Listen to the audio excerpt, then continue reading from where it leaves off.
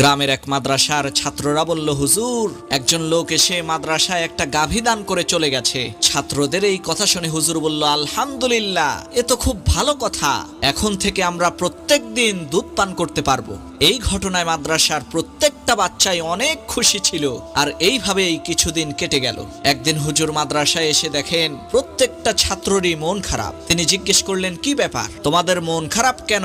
তখন ছাত্ররা বলল, হুজুর, ওই লোকটা আবার ফিরে এসে তার গাভীটাকে নিয়ে গেছে। ছাত্রদের এই কথায় হুজুর ভাবখানা এমন করলেন যেন কিছুই ঘটেনি, উল্টো খুশি হলেন। তখন একজন ছাত্র বলে উঠল, হুজুর, ওই লোকটা যখন গাভীটাকে দিয়ে গেল তখনও আপনি খুশি, এখন নিয়ে গেছে এখনো খুশি, কাহিনী বুঝলাম না। তখন সেই হুজুর হেসে বলল, আরে বাবা, এখন থেকে আমাদের আর গোবর পরিষ্কার করতে হবে না। ঠিক এই হুজুরের মতোই দুঃখের মধ্যে লুকিয়ে থাকা সুখটাকে খুঁজে বের করতে পারলেই দুনিয়ার কোনো জিনিস আপনার খুশি